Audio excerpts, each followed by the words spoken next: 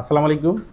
আমি ডাক্তার জুয়েল হাসান, আর সাথে আছে আমার বন্ধু ডাক্তার কাউসার আহমেদ, যিনি বঙ্গবন্ধু শেখ মুজিব মেডিকেল বিশ্ববিদ্যালয়ে পেডিয়াট্রিক কার্ডিওলজি বিভাগে রেসিডেন্ট হিসেবে কর্মরত আছে। আজকে আসলে আমি আমার এই বন্ধুর কাছ থেকে জানতে চাবো যে শীতকালে এখন প্রতিনিয়ত আমার পরিচালিত হাসপাতালে বা বিভিন্ন হাসপাতালে নবজাতক শিশু জন্মগ্রহণ করতেছে।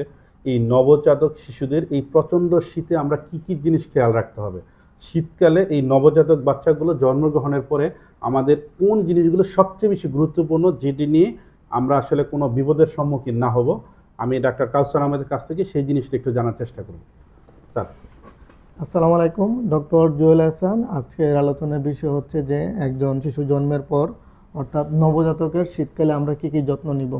প্রথমেই একজন শিশু যখন জন্মগ্রহণ করবে আমরা যেই জিনিসটা খেয়াল রাখবো তার শরীরের তাপমাত্রাটা নিয়ন্ত্রণ করতে হবে, এবং এই তাপমাত্রা যখন কমে যায় সেটাকে আমরা বলি হাইপোথার্মিয়া, এবং হাইপোথার্মিয়া কিন্তু খুবই ডেঞ্জারাস।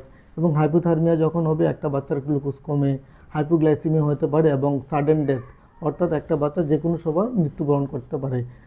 তাই আমাদের এই বিষয়টা খুব খেয়াল রাখতে হবে এবং যত্ন নিতে হবে। প্রথমে আমাদের কী করণীয়, একজন শিশু যখন জন্মগ্রহণ করবে তখন তাকে আমরা গরম কাপড় পরিধান করতে বলবো, হাতে মৌজা, পায়ে মৌজা এবং মাথায় কানটুপি দিব। এবং প্রয়োজনে আমরা যখন গ্রামে দেখা যায় যে মাথায় যখন কাপড় দিয়ে রাখি, তখন আমরা বলি যে নতুন বউ যেভাবে মাথায় কাপড় দেয়, একদম কপাল ডেকে কান ডেকে একদম নতুন বউয়ের মতো মাথায় ঘোমটা দিয়ে রাখবে। এবং এখন আসি, আমরা যেই গরম কাপড়টা পরিধান করি অবশ্যই সেই কাপড়টা পরিষ্কার পরিচ্ছন্ন করতে হবে এবং একদম নতুন, একদম দোকান থেকে নিয়ে এসে বাচ্চাকে পরিধান করা যাবে না। এবং খেয়াল রাখতে হবে এই কাপড়টা যেন একদম সফট, নরম না হয়। এবং আরেকটা ব্যাপার খেয়াল রাখতে হবে, সেটা হচ্ছে যে আমি যে বাচ্চাকে এই যে কাপড়টা পরিধান করতে বলবো, এই কাপড়টার রং যেন হলুদ কালার না হয়। দেখা যায় যে নবজাতকের জন্ডিস যখন হয় তখন কিন্তু বাচ্চার শরীর অনেকটা হলুদ হয়ে যায়।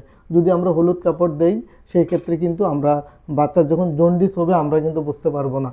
এবং আমরা যখন শিশুকে বাসায় নিয়ে যাব, আমাদের বাসার যেই তাপমাত্রা সেই তাপমাত্রাটাও স্বাভাবিক মানে আমাদের রাখতে হবে, রুমের তাপমাত্রাটা স্বাভাবিক তাপমাত্রায় রাখতে হবে। সেই ক্ষেত্রে অবশ্যই যাতে আমরা গ্রামের মধ্যে অনেকে বসি ইউজ করি, মানে বসি লাগিয়ে আগুন লাগিয়ে রুম টেম্পারেচার করার চেষ্টা করি, সেটা করা যাবে না। এখন বাজারে অনেক রুম হিটার পাওয়া যায় যেগুলো ইলেকট্রিক রুম হিটার।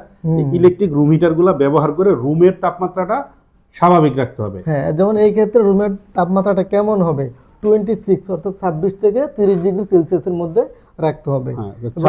26 থেকে 30, হ্যাঁ, এর মধ্যে রাখতে হবে। এই জিনিসগুলো যদি আমরা খেয়াল রাখি তাহলে কিন্তু আমাদের জন্য যথেষ্ট। এবং হাইপোথার্মিয়া কিন্তু খুবই ডেঞ্জারাস একটা বাচ্চার জন্য। এটা শুধু আমাদের না, মানে সবার মানে জানা দরকার, এবং নিজের বাচ্চা নিয়ে সবার একটু কেয়ারফুল থাকতে হবে। তাহলে যেই কথাটা বললো যে আসলে এখন প্রচন্ড শীত পড়ছে, প্রচন্ড বাইরে প্রচন্ড শীত, আমাদের নর্মাল টেম্পারেচার থেকে অনেক নিচে নেমে গেছে, যেগুলো রংপুর, দিনাজপুর, সুনামগঞ্জ, কুড়িগ্রাম, ওইসব জায়গায় আরও অনেক তাপমাত্রা পড়ে গেছে। বাচ্চা কিন্তু জন্ম হওয়া বন্ধ হয় নাই, বাচ্চা জন্ম হচ্ছে। তাদেরকে আমাদের অতিরিক্ত খেয়াল নেওয়া, আসলে আমাদের বাচ্চার তাপমাত্রাটা মেইন কথা মেনটেন রাখা, মায়ের পেটে যেই তাপমাত্রায় ছিল সেই তাপমাত্রা বাইরের তাপমাত্রার সাথে অনুকূলে রাখা। আসলে আমাদের আজকে এই ভিডিওটা দুই বন্ধু মিলে তৈরি করার উদ্দেশ্যে এটাই, আপনাদের মধ্যে একটু সচেতনতা তৈরি করা। এটাই। সকলে ভালো থাকবেন, আর আমার বন্ধুর জন্য দোয়া করবেন, আমার জন্য দোয়া করবেন। ভিডিওটি ভালো লাগলে লাইক, কমেন্ট, শেয়ার করে সকলেই পাশে থাকবেন। ধন্যবাদ। আসসালামু আলাইকুম।